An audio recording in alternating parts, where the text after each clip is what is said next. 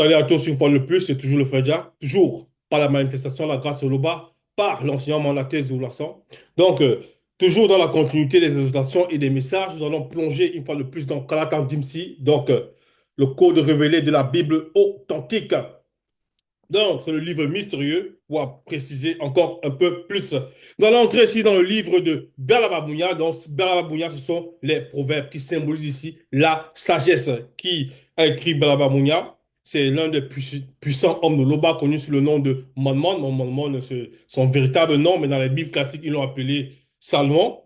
Nous allons voir ici, dans le verset 21, il parle ici de la vie sociale et morale. Donc, partie 6 parce qu'il y a plusieurs parties de ce livre. Donc, il a symbolisé ça en plusieurs parties. Il a réparti ça, on va dire, en plusieurs groupes.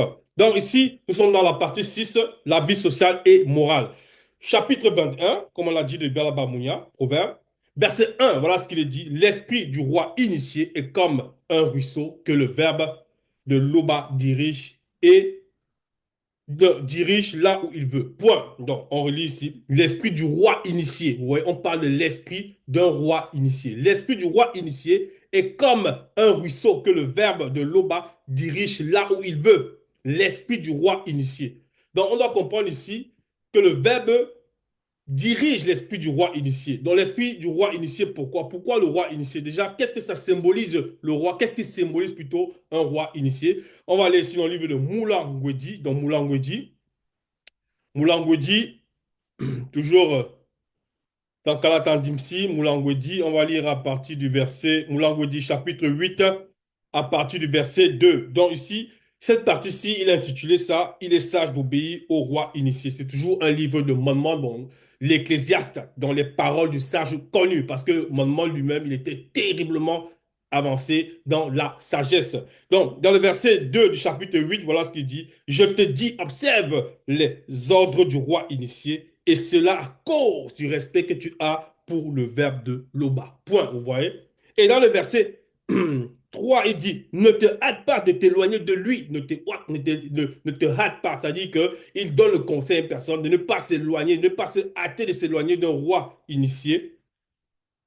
Et ne persiste pas dans une chose mauvaise, car il peut faire tout ce qui lui plaît. Il peut faire tout ce qui lui plaît. Pourquoi? Parce que le roi initié, comme on l'a lu tantôt, dans Proverbe chapitre 21, verset 1, l'esprit du roi initié est comme un ruisseau que le verbe de Loba dirige là où il veut. Vous voyez? Donc, le roi initié, c'est le verbe tété, son esprit qui le guide. Donc, il est soumis aux conventions et aux lois du verbe de Loba. Donc, son esprit. Donc, quand son esprit est dirigé par le verbe, dans son âme et son corps aussi vont suivre le chemin. Et ici, dans le Moulangwedi, dans Ecclésiaste, il nous fait comprendre, mon monde ici, que ce roi initié-là, il donne le conseil à la personne de ne pas se hâter de s'éloigner, mais il dit bien ici, je te dis, observe les ordres du roi initié, et cela à cause du respect que tu as. Donc, à cause du respect là, puisque si on se soumet au constant verbe de Loba, on va aussi respecter le roi initié. Et on va entrer plus en profondeur parce que dans le verset 3 il dit, ne pas se hâter de s'éloigner de lui et ne persiste pas dans une chose mauvaise, car il peut faire tout ce qui lui plaît. Tout ce qui lui plaît, c'est quoi? On va entrer dans les détails tout à l'heure. Verset 4, parce que la parole du roi initié est puissante. Oui, la parole du roi initié est puissante. Et qui lui dira, que fais-tu? Donc, on ne peut rien dire à un roi initié parce qu'il est soumis au grand d'été. Lui-même, c'est-à-dire, on nous a fait comprendre ici dans Bialaba Mouya 21 que son esprit est, c'est-à-dire l'esprit de ce roi-là, c'est comme un ruisseau que le verbe de l'Oba dirige là où il veut. Le ruisseau, ça symbolisait quoi? Ça symbolisait un écoulement d'eau. Donc, il est comme un écoulement d'eau que le verbe de l'Oba dirige là où il veut. Vous voyez? Et cette eau-là, les hommes doivent s'abreuver de cette eau parce que lui, son esprit est alimenté par le verbe de téter. Et la profondeur ici, on va le voir dans Proverbe chapitre 16. Proverbe chapitre 16, toujours, ça c'est pour un peu appuyer par rapport à cette phrase-là qui nous dit ici que le verbe de l'Oba dirige l'esprit du roi initié. Proverbe chapitre 16, verset Proverbe chapitre 16, verset 10, voilà ce qu'il est dit ici. Le roi initié parle avec une autorité spirituelle, vous voyez. Donc, le fait qu'on nous recommande de ne pas s'éloigner du roi initié, c'est parce que son autorité vient du verbe de tété, vient du grand temps des choses, vient du spirituel. Il ne se trompe pas quand il prononce un jugement. Vous voyez? Il ne se trompe pas dans le ruisseau là, dans son esprit que le verbe était dirige par rapport, on va dire, à ses contemporains, par rapport à ceux du visible qui l'écoutent, ainsi de suite. C'est parce que le fait de, c'est-à-dire, il est là comme le garant, le protecteur du peuple. Et on nous dit ici dans le verset 10 de Bella Mounia 16, il ne se trompe pas quand il prononce un jugement. Vous voyez? Verset 13, le roi initié apprécie qu'on lui parle honnêtement. Il aime ceux qui disent la vérité. Point. Donc, il faut tout simplement aimer la vérité. Et c'est pareil, c'est un homme lui-même qui est soumis à la vérité. Voilà pourquoi ici, lorsqu'on revient dans Baba Mounia, chapitre 16, et dans d'autres versets encore, on voit même que il a la bonté, ainsi de suite. Mais il peut aussi manifester une colère, mais la colère de l'homme spirituel. Donc, si quelqu'un ment, comme on l'a dit ici, lui, il aime la vérité. Donc, la soumission au verbe de Loba. Lorsqu'on va continuer ici dans Bella chapitre Bella chapitre 28, Bella chapitre plutôt 21, on va dans le verset 2, il est dit, chacun pense agir toujours avec droiture, mais l'Oba connaît le fond du cœur. Donc, on te prend la conscience du cœur, oui. Donc, lorsque quelqu'un va faire quelque chose, il a un projet, il a un plan, il va dire, non, mais certes, le vêtement m'a recommandé de patienter, mais si je patiente, est-ce que je encore la chose? Ouais. Il va quand même se dire que, mais il ne pêche pas. Il ne pêche pas, mais il ne va pas quand même patienter comme on lui a donné le conseil, comme le roi initié a pu lui donner le conseil. Ou bien comme le verbe par quelqu'un qui est sur de l'Oba lui a donné le conseil. Non. Il va dire, je ne vais pas patienter, je vais quand même aller faire. Mais est-ce que je pêche? Je ne pêche pas. Je vais quand même aller faire. Vous voyez? Chacun pense agir toujours avec droiture, mais l'Oba connaît le fond du cœur. Dans la conscience du cœur. C'est-à-dire, celui-là peut agir parce que, en fait, ses désirs, c'est-à-dire, il convoite même déjà quelque chose. Il a déjà d'autres désirs. Et le verbe connaît, sait, puisque le verbe sait toute chose, que si à l'instant là, il va à cet endroit, ou bien il va obtenir cette chose ici, il va chuter. Vous voyez? Donc on lui demande de patienter, mais lui dit non, je ne veux pas patienter. Parce que le verbe, on nous dit ici, mais l'Oba connaît le fond du cœur, la conscience du cœur. Verset 3, Bialababounia, c'est-à-dire Proverbe verset 21, chapitre 21, verset 3, il est dit, une conduite juste et équitable entre parenthèses selon le verbe. Vous voyez? Une conduite juste et équitable selon le verbe, ça veut dire quoi? Une conduite juste et équitable selon le verbe. Donc, juste et équitable, on comprend. Donc, équitable, il y a équité. Donc, juste, il y a justice. Donc, il faut agir avec ces fruits-là du Moudi Moussangui. Il faut agir avec justice et équité. Selon le verbe. On dit bien selon le verbe. Parce que dans le monde, certains vont dire non, ils sont juste, sont équitables. Mais on connaît, il y a des faux, il y a des gens qui vont s'appeler peut-être des justes, entre guillemets, euh, dans le domaine de la justice, on va dire comme ça. Ils vont trancher des soucis, des problèmes, ils vont juger des affaires, mais ça ne sera pas avec équité, ça ne sera pas avec justice. Vous voyez? Ils vont prendre de l'argent, certains seront corrompus, ils vont dire, bon, ok, comme celui-ci est milliardaire, peut-être si le milliardaire là, je lui donne faveur, je lui donne gain de cause lors de ce jugement. Il arrache le terrain de peut-être de cette population-là, peut-être que demain aussi il va me donner des millions, ainsi de suite. Vous voyez? Non, il faut pas qu'on dise ici, une conduite juste et équitable selon le verbe virgule a plus de prix pour le verbe de l'Oba que des œuvres de l'insensé. Donc ce faux juge-là, il va agir en insensé. Mais alors que si quelqu'un agit selon la vérité, donc dans la justice et l'équité, il dit non, la femme-ci, cette femme-ci, elle a donné, elle a fait plus d'efforts pour obtenir cet emploi. Non, je vais lui donner cet emploi-là. Pas parce que celle-là, peut-être c'est ma copine, elle ne fait rien, elle ne se donne pas, je vais lui donner l'emploi. Elles ont postulé tous les deux, mais comme c'est ma copine, je vais la choisir alors qu'elle elle ne fait rien.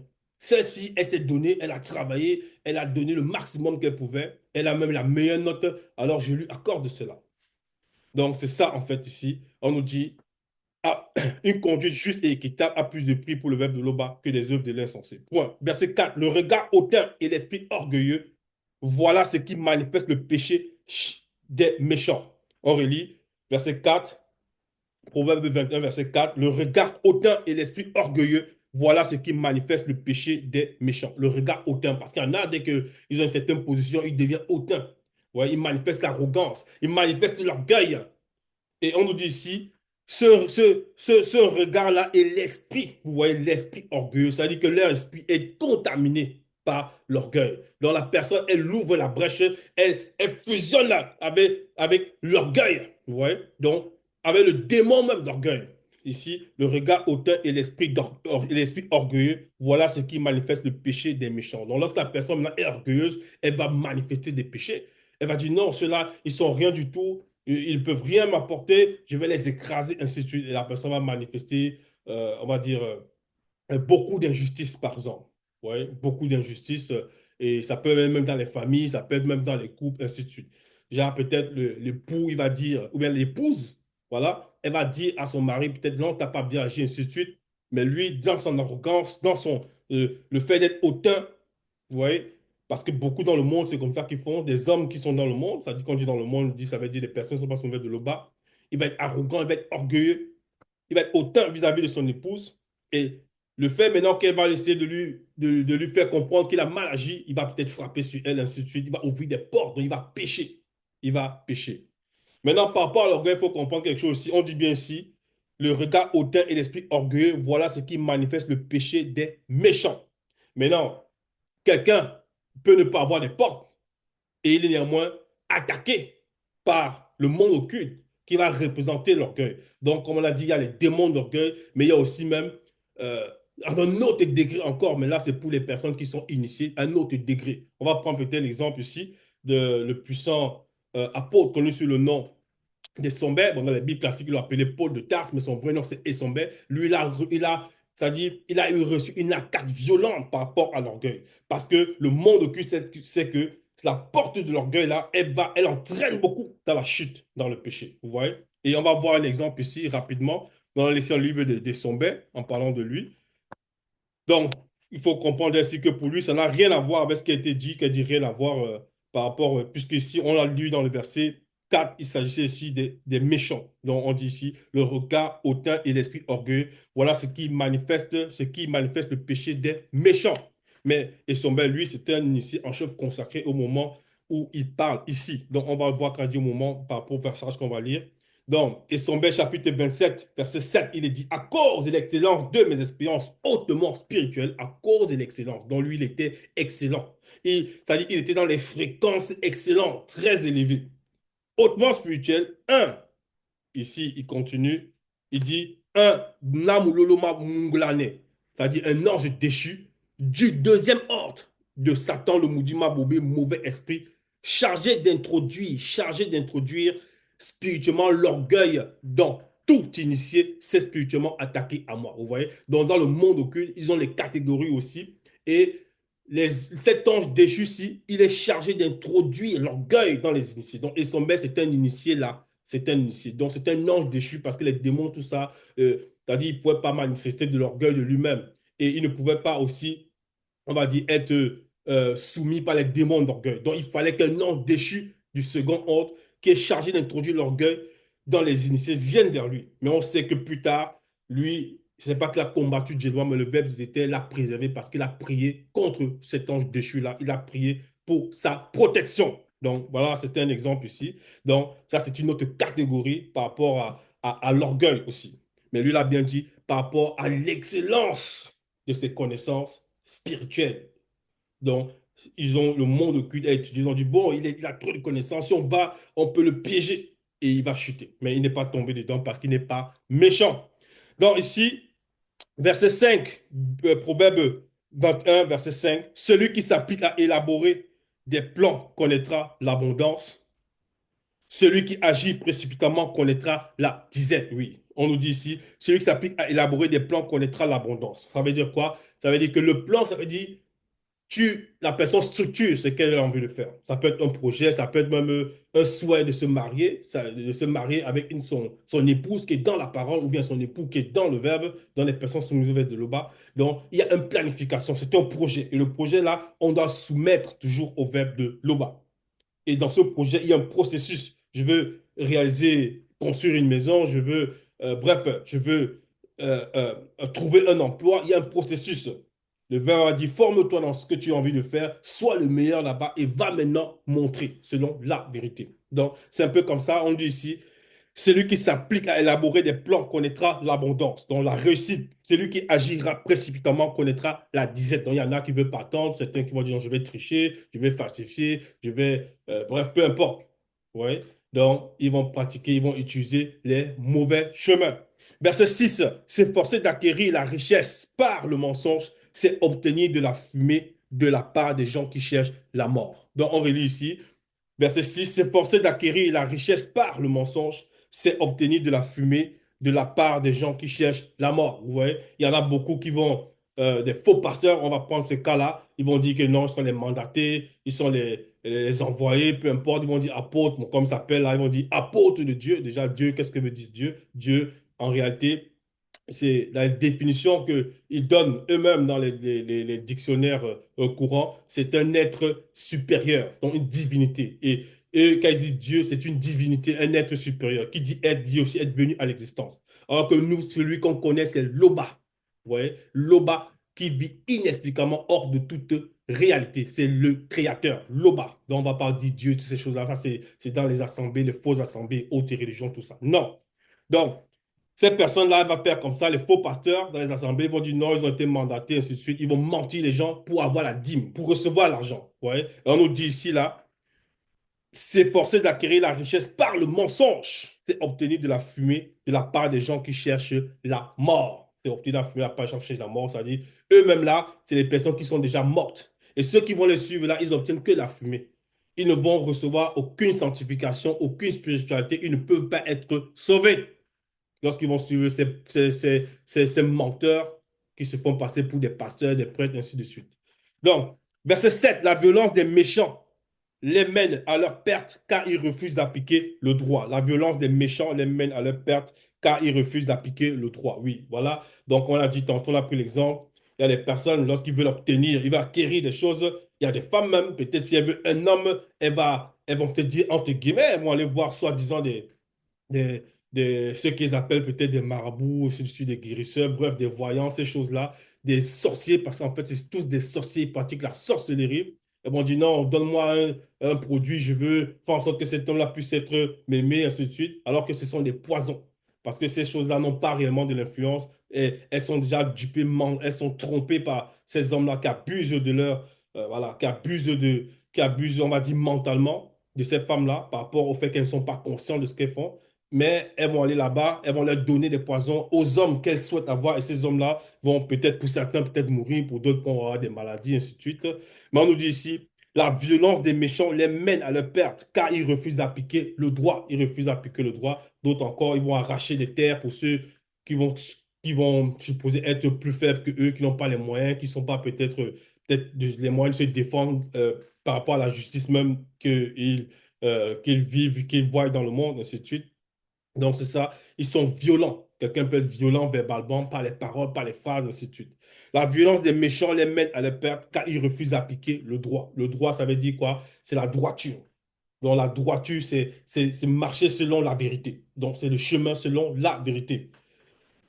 Être droit. Verset 8, les criminels suivent des voies tortueuses, mais les honnêtes gens ont une conduite droite. Vous voyez, les criminels suivent des voies tortueuses. Les criminels, on peut prendre un exemple ici, quand ils vont détourner les fonds, il suffit qu'il soit assis à une position dans l'administration, il va commencer à détourner les fonds, il va stocker les populations, alors qu'il est là pour servir, il a un salaire, mais il va essayer de stocker les populations, détourner l'argent du gouvernement, ainsi de suite. Et voilà. Et une fois, on nous dit ici, les criminels suivent des voies tortueuses. Donc, il va tout faire ça c'est-à-dire il va penser que lui fait ça dans l'obscurité. Peut-être c'est les membres des commissions de contrôle haut va peut-être voir, ou bien il va les corrompre, mais le verbe de l'eau va voir toutes ces choses-là. Donc, la personne va étudier les chemins tortueux, ou bien encore, certains vont venir pour braquer chez des personnes, on va dire ici des braqueurs, des brigands, peu importe. Et ils vont attendre peut-être dans l'obscurité, la nuit, les chemins où il n'y a pas trop de personnes pour aller attaquer. Ouais, donc ils étudient des chemins tortueux. Les criminels suivent des voies tortueuses, mais les honnêtes gens ont une conduite droite. Donc, l'honnête personne, elle va peut-être, puisque l'ouvrier mérite son salaire, elle va travailler, elle va recevoir son dû à la fin peut-être de son mois, peu importe, du mois plutôt. Si c'est un salarié ou bien si c'est un indépendant, il va avoir les prestations qu'il a manifestées. Et là, il peut investir, il peut construire, peu importe, il peut aller en vacances, il peut, voilà. Donc, mais il est dans sa tête, il est calme parce qu'il sait qu'il gagne sa vie il gagne son gain honnêtement. Il gagne son gain, il gagne, on va dire, ses revenus honnêtement. Donc, verset 9, mieux vaut vivre au coin d'un toit que partager sa maison avec une femme querelleuse. Point. Vous voyez? Mieux vaut vivre au coin d'un toit que partager sa maison avec une femme querelleuse. Point. Donc ici, maman, lorsqu'il donne ce proverbe ici, c'est un point dit que, mais quoi, ça veut dire quoi? Qu'il y a que les femmes querelleuses, les hommes aussi peuvent être des hommes querelleurs. Mais là, toujours, tu qui fait allusion aussi aux femmes. Et on va voir un peu pourquoi il dit cela. On va aller ici dans le livre toujours de Proverbes, Proverbes chapitre 17, toujours. Proverbes chapitre 17, Belaba Mounia chapitre 17. Et on va lire à partir du verset 19. Qu'est-ce qu'il dit?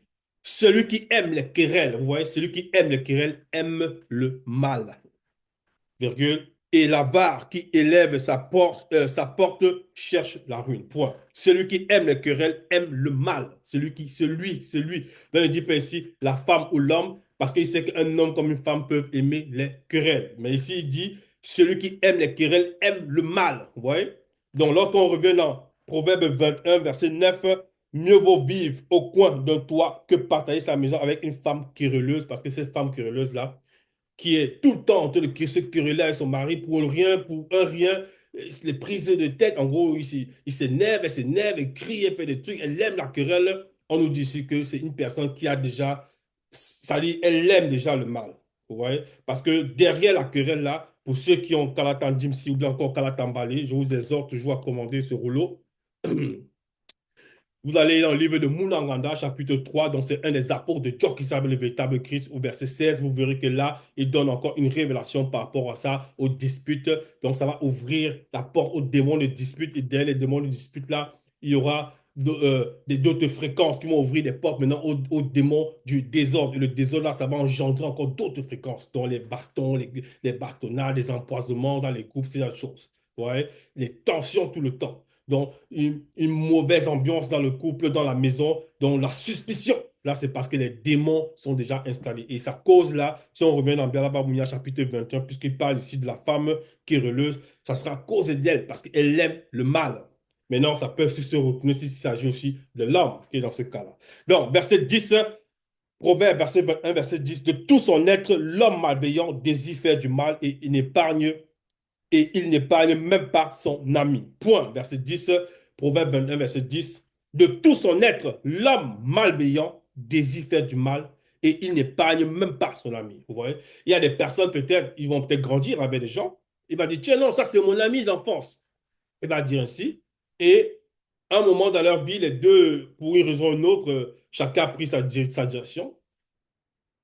Plus tard, il se rend compte encore, et le premier peut-être, on va dire, qui a, dans sa vie, qui a planifié, qui a essayé voilà, c'est-à-dire, qui avait des projets, on va dire comme ça, il a mis tout en œuvre pour avoir ses projets, maintenant, on va dire, selon la loi morale, donc la justice, l'équité, la droiture, l'honnêteté, il a pu avoir peut-être une belle maison, il a un travail, ainsi de suite. Le second qui aimait la facilité, il le voit, il envie. Le fait de l'envier, là, on nous dit ici, il est tellement d'abord méchant parce qu'il dit, mais cet ami, comment il peut avoir réussi comme ça? Non, il faut que je trouve le moyen de l'empêcher de vivre on va dire, ce qu'il est en train de vivre là. Certains vont peut-être ça bonheur, peu importe, mais le véritable bonheur, c'est selon le verbe de Loba. Maintenant, il va dire que cet ami-là, c'est-à-dire le deuxième, il va dire, non, le premier, si, en gros, mon ami d'enfance là, mais comment il a pu réussir ainsi? Non, je devais l'empoisonner, il faut que je l'empoisonne. Donc, il va l'empoisonner parce que le second là, il est malveillant. Il est malveillant. Il désire faire le mal. Il n'épargne même pas son ami. Donc, il est prêt à tuer son ami ou bien encore son ami, ça peut être aussi pour les femmes, peu importe, pour l'empêcher simplement de vivre ce que lui ne peut pas avoir. Donc, c'est comme ça. Verset 11. La punition de l'insolent est une leçon de sagesse pour l'ignorant, tandis que le sage connu acquiert de l'expérience par l'enseignement qu'il reçoit. Point. Donc, on relit, la punition de l'insolent est une leçon de sagesse pour l'ignorant. Ouais. Donc, l'insolent, on va prendre un exemple. Quelqu'un, même ça peut être il y a des enfants, hein. Il y a encore d'autres personnes. C'est-à-dire, un enfant, peut-être le parent lui demande de faire quelque chose. Et il se met à répondre avec arrogance. Il se met même pour certains, vont mal jusqu'à insulter les parents. Ouais. Et le parent ne supporte pas parce qu'il a raison de ne pas supporter, parce que l'enfant, là, il est en train de pécher. Et non seulement il pêche, mais il agit mal. Donc le parent va donner une correction. Le fait de donner la correction, donc ça peut être une punition, ça peut, peu importe, il va donner une correction selon le verbe, ou bien doit le faire. Et lorsqu'il le fait ainsi, si dans le second enfant voit ce qui s'est passé avec le premier, il va dire non, non, non, non. Donc si j'agis ainsi, voilà ce qui va m'arriver. Vous voyez? Donc à cet instant-là, le second enfant aussi, il va devenir, puisque lui, il était ignorant de ces choses-là, il va devenir, il va recevoir un enseignement. Vous voyez? C'est ça qu'on dit ici, est une leçon de sagesse. Donc la punition qu'il voit son frère insolent recevoir va devenir pour lui comme un enseignement. Vous voyez? Donc, il va recevoir ça comme un enseignement selon la sagesse, parce que lui, il était ignorant de ces choses. Mais il va dire, non, moi, je ne veux pas refaire ça, ce que l'autre a fait. Vous voyez? C'est un exemple. Ça peut être dans différentes strates de la société, dans différentes couches. Donc, ça peut être au travail, ça peut être, bref, dans les activités, pour certains à l'école, peu importe. Donc, tandis que le sage connu acquiert l'expérience par l'enseignement qu'il reçoit. Le sage connu, il va recevoir l'expérience comment? Par l'enseignement du verbe tété.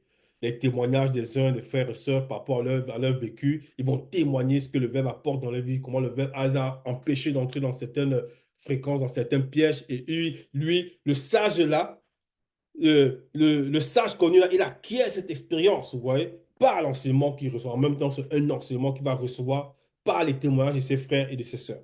Verset 12, Moudima Bekok se dit, suis de près ce qui se passe dans la maison des méchants et les précipitera dans le gouffre de l'oubli. Donc, peu importe ce que la personne fait, lorsqu'elle est méchante, peu importe ce qu'elle fait, tout cela, lorsqu'on dit rien ne s'oublie, rien ne se perd. Donc, tout cela est répertorié. Certains peuvent dire, je crois, je ne crois pas, peu importe. On nous dit ici, et les précipitera dans le gouffre de l'oubli. Donc, la personne là qui est méchante, elle va s'éteindre. Dans le moment viendra où elle s'éteindra, tout simplement. Et on va le voir ici dans le livre de Moulangwedi. Donc, toujours Moulangwedi, c'est Ecclésiaste chapitre 9. Ecclésiaste chapitre 9, putain, voilà pour appuyer ce verset de Bialaba Mounia, Proverbe 12. Donc, Ecclésiaste 9, verset 5, voilà ce qu'il est dit. Certains vivants, entre parenthèses initiés, en effet, savent qu'ils mourront que physiquement et non spirituellement. Oui, parce que les initiés, lorsqu'ils quittent ces réalités, si certains vont quitter, ils vont peut-être fermer les yeux comme ça. Ce n'est que le corps physique qui meurt, mais spirituellement, ils partent de l'autre côté en étant conscients et non spirituellement, mais les morts, vous voyez, entre parenthèses, non initiés, donc ceux qui n'acceptent pas la parole, ils sont peut-être là dans le visible, comme ça, ils parlent, ils chantent, ils font, ils crient, pour d'autres, ils crient, ils se disent les purges du monde, les choses comme ça, pour d'autres disent qu'ils ont le pouvoir, tu sais qui je suis, ce genre de phrase, je suis le fils du ministre, je suis la fille du roi, peu importe, tout ça, c'est des non-initiés. On nous dit ici, mais les morts, entre parenthèses, non initiés, blancs et sans mêlés, métis, qui n'ont point connu le verbe, vous voyez, c'est ça, ce sont les morts ici, spirituels, ne savent rien et il n'y a pour eux plus de salaire, virgule. Puisque leur mémoire dans le Moudi Makwedi, dans entre parenthèses, séjour des morts, est néant. Vous voyez, leur mémoire est néant, donc ils sont dans l'oubli. Dès qu'ils quittent la réalité du visible ici, il peut avoir eu des centaines de voitures, peu importe, des palaces, ainsi de suite. Dès qu'il quitte ces réalités-ci, avec tout le mal qu'il a fait là, il n'a pas connu le verbe de l'Oba. Il ferme les yeux là, il s'éteint. Il n'a plus de souvenirs. C'est l'oubli total jusqu'à ce qu'il y aura la manifestation du jugement. Il y aura la grande consommation. Donc, on continue ici, Balaam, chapitre 21, verset 13. Qui fait la sourde oreille au cri du pauvre connu n'obtiendra pas de réponse quand il appellera spirituellement au secours. Donc, qui fait la sourde oreille au cri du pauvre connu n'obtiendra pas la réponse quand il s'appellera spirituellement au secours. Voilà. Donc, ici, ça veut dire quoi? Il faut avoir la bienveillance, mais selon la parole, selon la vérité. C'est ça qu'on dit ici, qui fait la sourde oreille au cri du pauvre connu. Le pauvre connu, c'est quelqu'un qui est connu par le verbe. Quelqu'un qui est connu par le verbe, c'est quelqu'un qui accepte la parole. Donc, on nous dit ici qu'il est peut-être pauvre, mais ça, c'est dans le sens matériel. Mais spirituellement, il est riche.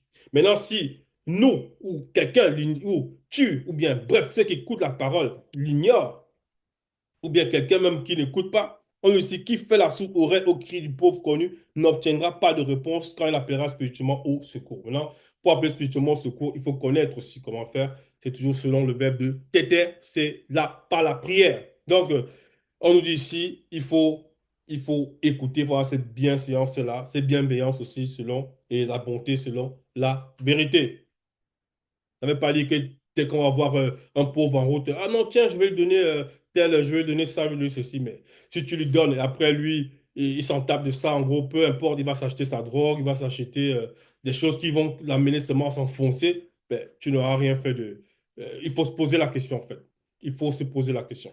Donc, c'est pour ça on dit bien ici, qui fait la sourde oreille au cri du pauvre connu? Parce que le pauvre connu, là, lui va, ce qu'il va recevoir là comme aide, selon le verbe, il va mettre aussi pour toujours. C'est-à-dire, qu'elle dit mettre, ça dit, même si c'est par rapport à lui, mais c'est dans le sens toujours de de honorer, de glorifier, de rendre gloire à Loba. Verset 14, un cadeau fait en secret dompte la colère, virgule, et un présent fait en cachette calme une fureur violente. Point. Donc, ce sont les paroles de conseil, ce sont les paroles de sagesse, pas qu'on dit ici, la sagesse, bien la bamouya. Un cadeau fait en secret dompte la colère, et un présent fait en cachette calme une fureur violente. Parce qu'il y a des personnes, lorsqu'ils ont peut-être des moyens, ou ils veulent faire un présent, un cadeau à une personne, ils appellent d'abord toute la population. Oh, venez voir comment je fais un don. Venez voir comment je fais un cadeau. Ah, il n'y a même pas la télévision, il faut appeler la télévision, il faut qu'ils viennent voir. Ouais, tout ça, c'est le match vu. Et ça, ce n'est pas bon. Ça, c'est pas bon. Et si la personne avait quelque chose toujours contre lui, la personne va dire, ah bon, donc il fait ça parce qu'il veut montrer aux gens qu'il m'a aidé. Ok, ouais, donc ce genre de conscience-là. Alors que s'il vient d'ici, un cadeau fait en secret, dont la colère. Enfin, fait en secret, c'est toujours selon le verbe de Loba. On ne dit pas ici comme certains qui vont aller faire des cadeaux peut-être à des femmes par derrière. Écoute, tiens, tiens, tiens, tiens ça. Non, c'est pas ça qu'il s'agit ici.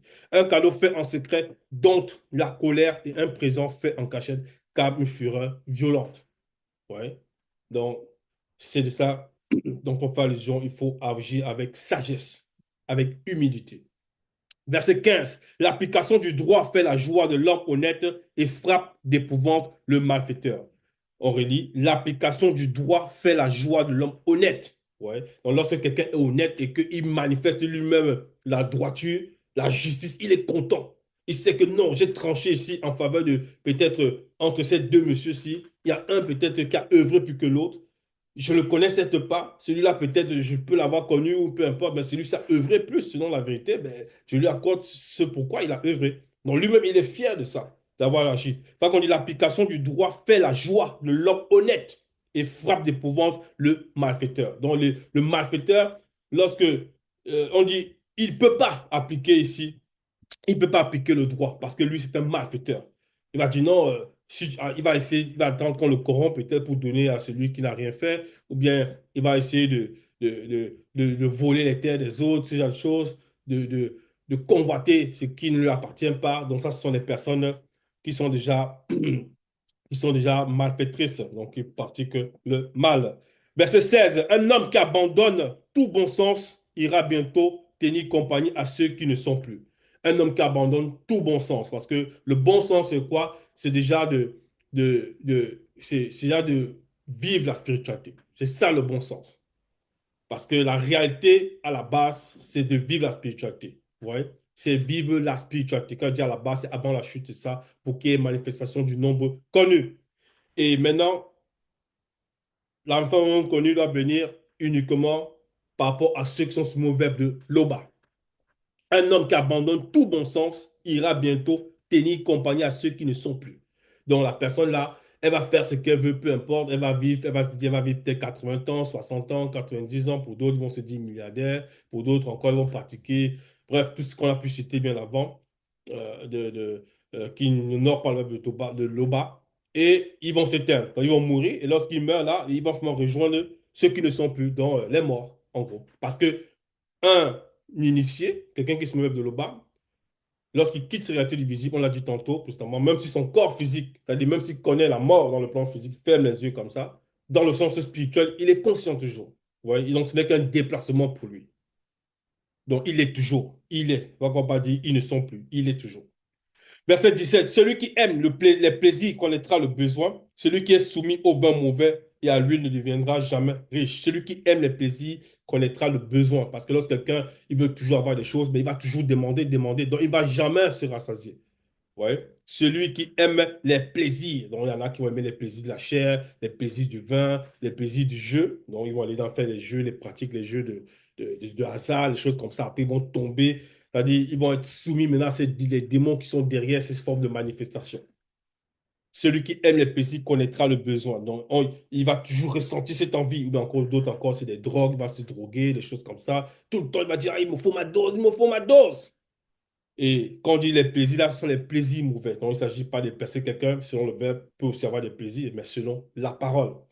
Celui qui est soumis au vin mauvais et à l'huile ne deviendra jamais riche. Ouais. Celui qui est soumis au vin mauvais ne deviendra jamais parce qu'il est sous, il est sous, il va tout le temps s'enivrer. Et la richesse, pour comprendre aussi cela, c'est dans le sens spirituel, premièrement. Donc, le fait d'avoir les recommandations, les préceptes du web de l'Oba, les mettre en pratique, ça, c'est déjà une richesse extraordinaire. Verset 18, le méchant sera la rançon du juste connu et le trompeur celle des hommes droits.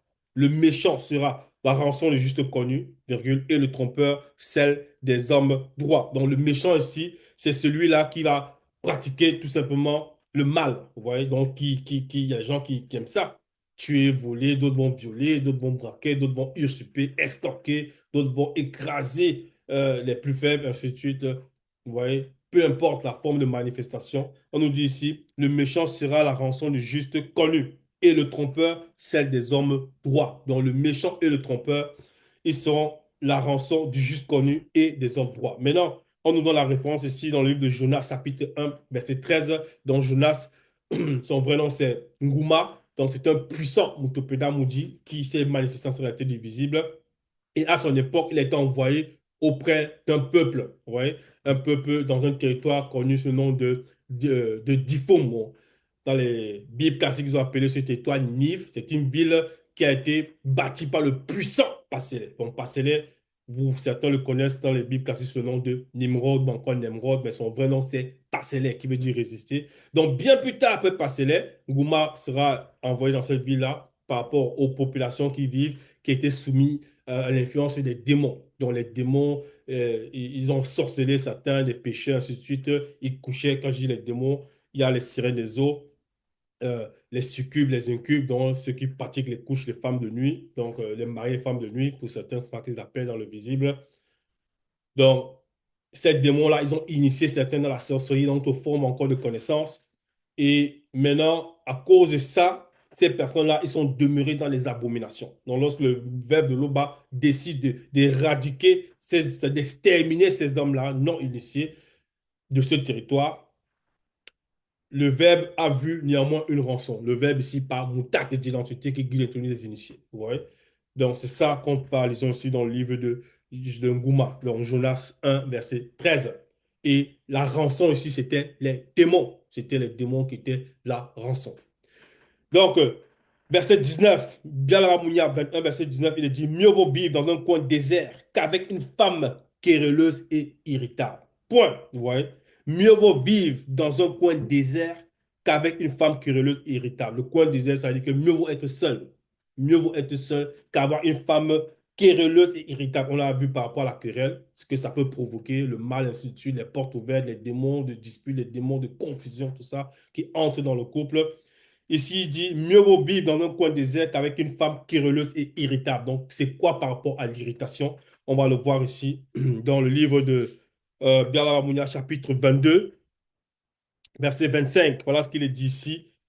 Ne te lie pas à quelqu'un d'irritable. Ne te lie pas à quelqu'un d'irritable et fuis la compagnie de l'homme agressif. Point. On ne dit pas ici, ne te lie pas à une femme irritable, mais quelqu'un, ça peut être un homme ou une femme. Vous voyez, donc on peut aussi retourner ça. Ne te lie pas à quelqu'un d'irritable et fuis la compagnie de l'homme agressif. Donc, c'est les conseils ici que lui donnait toujours mon dans le livre de Proverbes, parce il connaît ces choses-là. Lui, c'était un initié en chef consacré. Il avait une sagesse extraordinaire. Parce que la femme irritable, par rapport, lorsqu'on revient dans Proverbe 21, Proverbe 21, verset 19, elle va ouvrir aussi les fréquences. Donc, le fait d'être lié à la parole, si tu écoutes la parole et que tu vois encore une femme qui est irritable, l'irritation là, ça va ouvrir des portes. Mais si quelqu'un est irritable, c'est quelqu'un qui, pour un moins de rien, explose. Ouais. Donc, ce n'est pas justifié parce que quelqu'un peut s'énerver spirituellement selon le verbe. Si on te fait un tort, tu peux t'énerver selon le verbe. Quelqu'un peut être en colère, mais la colère doit être spirituelle, donc selon la parole. Pas pour un rien, la personne crie, la personne s'énerve, et ainsi de suite. Non. Parce que ça ouvre des brèches. Voilà. Donc, verset 21, verset 20 du chapitre 21, donc bien la Mounia, chapitre 21, verset 20, il est dit, on trouve des précieuses réserves et des produits de luxe dans la demeure du sage, virgule, mais l'insensé dilapide ce qu'il a. Point. Il faut voir ici dans le sens spirituel, on trouve des précieuses réserves et des produits de luxe dans la demeure du sage, oui. Parce que lorsque tu es sage, la sagesse vient d'abord, c'est spirituel. Donc, vous voyez, la sagesse sur le web, c'est d'abord spirituel. Tu sais comment tu dois faire. Est-ce que pour acheter un terrain là-bas, est-ce que c'est un terrain, le terrain a un titre foncier, ainsi de suite, chose. Est-ce que si je mets mes enfants dans cette école, les enfants qui fréquentent cette école-là, ils pourraient avoir plus ou moins une éducation, on va dire, vous voyez, je ne vais pas la mettre dans un quartier pour l'inscrire, il n'y a que peut-être des bandits, ce genre de choses. Non. Donc, il faut agir avec sagesse. Et maintenant, par rapport à ça, il y a la prospérité. Dans la soumission vers le global, la personne prospère. D'abord dans sa sanctification et même dans son quotidien de tous les jours, la personne prospère. On trouve de précieuses réserves et des produits de luxe dans la demeure du sage. Mais l'insensé dilapide ce qu'il a. Ça, l'insensé, on va lui donner les messages, les recommandations, les conseils. Mais il va dire non, je n'ai rien à cirer, je veux pas écouter ça, je fais comme je veux. Après, paf, la personne va trébucher, la personne va chuter, la personne va se plaindre que non, pourquoi sa vie n'avance pas, comme elle dit souvent, pourquoi mes projets ne fonctionnent pas, ainsi de suite.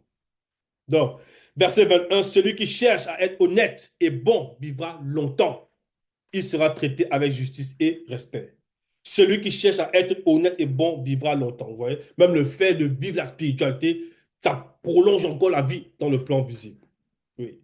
Mais en même temps aussi, cette vie-là, si la personne demeure dans la parole, c'est la vie éternelle que la personne obtient. Donc, maintenant, c'est la vie ici avec V majuscule. Mais là, il dit, celui qui cherche à être honnête et bon vivra longtemps. Donc, être honnête et bon, donc c'est tout un ensemble. Spirituellement, astramalement, physiquement, l'entretien de son esprit, son âme et son corps. Donc, pas d'attaque du monde occulte, pas de bactéries, pas de ceci, ainsi de suite. Il sera, verset, celui qui cherche à être honnête et bon vivant longtemps, il sera traité avec justice et respect. Vous voyez? Il sera traité avec justice et respect.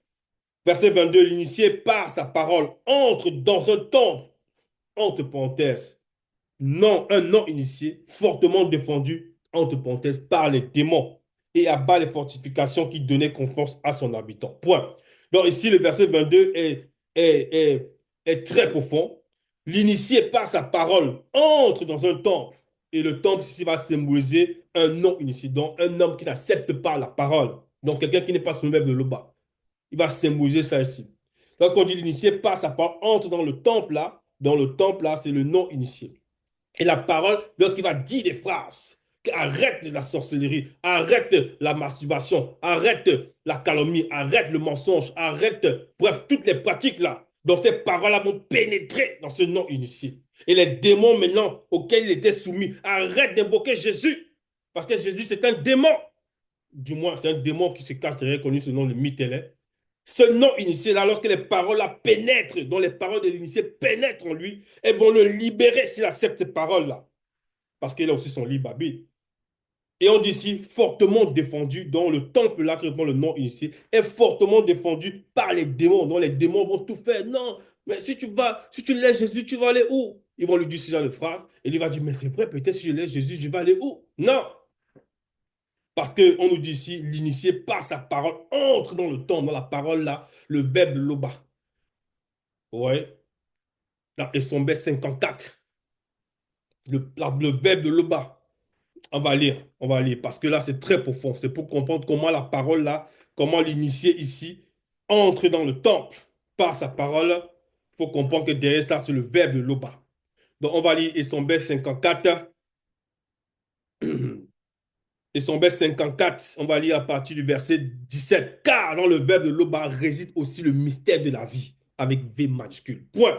Il est lui-même, lui ici, ça avec L majuscule, puissance illimitée, plus puissant que toute énergie cosmique, pénétrant, pénétrant, pénétrant, jusqu'à atteindre là où se séparent l'âme et l'esprit, jointu et moelle, il juge les sentiments et les pensées les plus profonds du cœur, entre parenthèses, de la conscience du cœur. Vous voyez? Donc, c'est comme ça que l'initié, là, il pénètre ce temple-là, qui va représenter aussi le non-initié. Et les démons, là, qui sont tous les défends de ce temple-là, en gros, qui ne veulent pas sortir, ils vont voir cette épée tranchante, ils vont s'enfuir.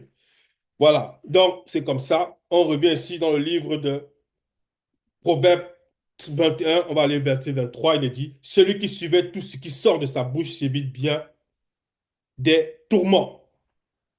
Voilà. Donc, ça veut dire que le fait de parler selon la parole, il faut contrôler ce qu'on va dire, il faut s'écouter soi-même. Donc, c'est en même temps demander au même de l'Oba la maîtrise de soi. Donc, comment exercer ça, comment pratiquer cela. Ça vient au fur et à mesure qu'on se soumet au verbe de téter. Celui qui surveille tout ce qui sort de sa bouche s'évite bien des tourments. Donc la personne parle avec sagesse. Verset 24, l'orgueilleux, le hautain s'appelle un moqueur, il agit avec la fureur de l'arrogance. On a déjà expliqué ça précédemment. C'est quoi l'orgueilleux, le hautain?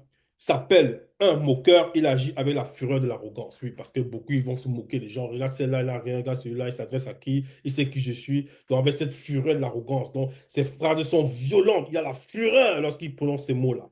Ouais. Verset 25, le paresseux meurt de ne pas pouvoir réaliser ses désirs car il refuse de travailler. Le paresseux meurt de ne pas pouvoir réaliser ses désirs car il refuse de travailler. On a pris l'exemple tout à l'heure d'un homme qui est jaloux de son collègue ou bien bref, c'est soi-disant ami d'enfance parce que celui-là a pu réussir, parce que lui-même il est paresseux, donc il ne veut pas ressentir ça. On nous dit ici, il meurt de ne pas pouvoir réaliser ses désirs car il refuse de travailler. Donc, tellement ça le dérange. Il dit, je ne peux pas avoir une belle maison ou bien une belle voiture comme celui-là. Non, je dois l'empoisonner. Je dois faire quelque chose pour que ça s'arrête. Ouais. Parce qu'il refuse de travailler. Point. Verset 26, il passe son temps à convoiter alors que l'homme juste donne avec joie. Ouais. Donc ici, le paresseux, il passe son temps à convoiter. Ouais. Dans la paresse, le verbe de l'Oba condamne la paresse. Donc il faut être vaillant, il faut être travailleur selon la vérité. Selon la vérité. Parce qu'il y en a aussi qui vont dire, ils braquent chaque nuit, ils braquent chaque soir, ils braquent les banques, ils braquent les hôtels, ainsi. Ils vont se dire que pour eux c'est un travail. Mais non, c'est pas ça qu'on parle ici. On parle du travail selon la vérité, donc un travail honnête. Les méchants rendent leurs œuvres, verset 27, les méchants rendent leurs œuvres d'autant plus détestables qu'ils les font avec de mauvaises intentions afin de nuire. Vous voyez, toujours par rapport à cet exemple-là, cet ami-là, c'est un méchant. Il rend ses œuvres d'autant plus détestables, donc elles sont plus détestables, qu'ils les font avec des mauvaises intentions afin de nuire. Donc il va planifier comment il va tendre l'embuscade à son ami qui a peut-être réussi, ou bien à sa collègue, peu importe l'endroit où, voilà, même son frère, là, les familles charnelles, ça se voit, ou un frère, il est jaloux de son autre frère parce que celui-là a réussi, ou bien sa soeur parce qu'elle a un mariage, peu importe. Elle va dire non, ma soeur, là, je vais arracher son époux. Donc, elle planifie. On nous dit ici, les méchants rendent leurs œuvres d'autant plus détestables qu'ils les font avec de mauvaises intentions afin de nuire. Donc, la personne est restée dans l'obscurité, elle planifie, elle cogite, et après, elle sort tout son venin. Donc, verset 28, le témoignage d'un menteur sera condamné. L'homme qui sait écouter peut parler de façon décisive. Point. Verset 28, le témoignage d'un menteur sera condamné. Donc, il y en a qui vont témoigner contre les personnes, ils vont faire des faux témoignages pour les faire accuser injustement. Ouais. On nous dit ici, le témoignage d'un menteur sera condamné. Parce que quelqu'un peut témoigner, mais il faut un témoin de la vérité. Il faut témoigner pour la vérité, pour que justice soit rendue. Il y en a qui vont témoigner pour enfoncer les gens.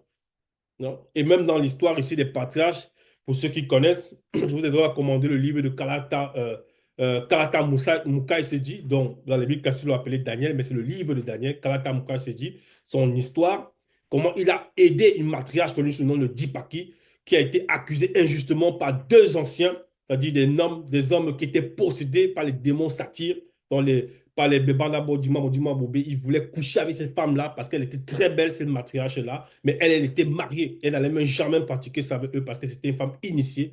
Et il a convoité déjà. Et comme elle a refusé de pratiquer cet acte abominable avec eux, ils ont dit non, on va l'accuser injustement, on va mentir sur son nom, qu'ils l'ont attrapé en train de commettre l'hybridation avec un sang mêlé. Et c'est ce qu'ils ont fait, ils ont menti ainsi. Et Mouka s'est dit, bon, la Bible, qu'on appelle Daniel, il a, par la grâce de tété, avec autorité, l'a rendu justice. Et ces hommes-là, on nous dit ici, verset 28, dans la chapitre 21, verset 8, le témoignage d'un menteur sera condamné. Donc, ils ont été condamnés, ils sont même morts spirituellement et physiquement. Donc, verset 29, la suite nous dit d'abord, l'homme qui sait écouter peut parler de façon décisive. L'homme qui sait écouter. Donc, le fait d'écouter l'enseignement et savoir écouter, c'est garder l'enseignement. C'est écouter que ça reste. Donc, maintenant, la personne peut sortir ces phrases-là de façon décisive au moment opportun. Verset 29, l'homme malfaisant prend un air hautain, un homme droit est sûr de sa conduite. L'homme malfaisant prend un air hautain, oui, parce que c'est comme ça. Lorsque quelqu'un fait le mal, il va parler avec arrogance, avec pas d'humilité, il sera hautain en gros. Un homme droit est sûr de sa conduite. Lorsque tu es droit, tu es dans le silence, tu es dans le calme. Quand on dit le silence, ça ne veut pas dire que si quelqu'un te gifle à droite, tu ne vas pas répondre. Non. Répondre ici, ça veut dire la défense, sa légitime défense selon la vérité. Mais le verbe de Loba n'envoie pas quelqu'un aller frapper, ainsi de suite. Non. Maintenant, si quelqu'un est dans la parole et que dans son chemin, une personne vient pour l'agresser avec un couteau, il peut se défendre. C'est la légitime défense. Donc, verset 30, il n'y a ni sagesse, ni intelligence, ni conseil pour résister au verbe de Loba. Donc, quelqu'un ne peut pas utiliser de fourberie, ne peut pas utiliser de malhonnêteté face au verbe de tété. Non, ce n'est pas possible. Donc, lorsque quelqu'un vient en face d'un initiateur chef consacré ou bien d'un mandaté de Loba, peu importe dans le temps ou en cette époque, et il veut user de mensonges, va porter des conseils sans pas sur la vérité, ben, il n'aura jamais le dessus. Voilà ce que ça veut dire. Verset 31, on s'équipe spirituellement pour le jour du combat, mais c'est le verbe de Loba qui donne la victoire. On s'équipe spirituellement pour le jour du combat, mais c'est le verbe de Loba qui donne la victoire. Ça veut dire que le fait d'écouter les messages, les mettre en pratique, parce que c'est tout ça la base, mettre en pratique, alors que respect que tu as été, fait en sorte qu'on grandit spirituellement, fait en sorte qu'on peut s'exercer même dans le combat spirituel. Mais la personne ne doit pas aller chercher un combat d'elle-même. Non. Mais si tu vas chercher un combat de toi-même, tu dis non, je vais aller provoquer les gens là parce qu'ils vont voir que j'ai la connaissance. Non. La personne qui fait ça, elle va d'elle-même maintenant. Donc, elle peut être livrée. Elle sera peut-être vaincue dans son combat. C'est là qu'il dit ici, la gloire revient à l'Oba, celle l'adoration. Je précise bien l'adoration. C'est là qu'on dit, mais c'est le verbe de l'Oba qui donne la victoire. Et on a référence ici le livre de Deutéronome 6, verset 4, que je vous exhorte aussi à le lire pour ceux qui ont Kalata Mbale ou bien Kalata Djimsi. Donc, Loba était, se glorifie toujours. Ainsi.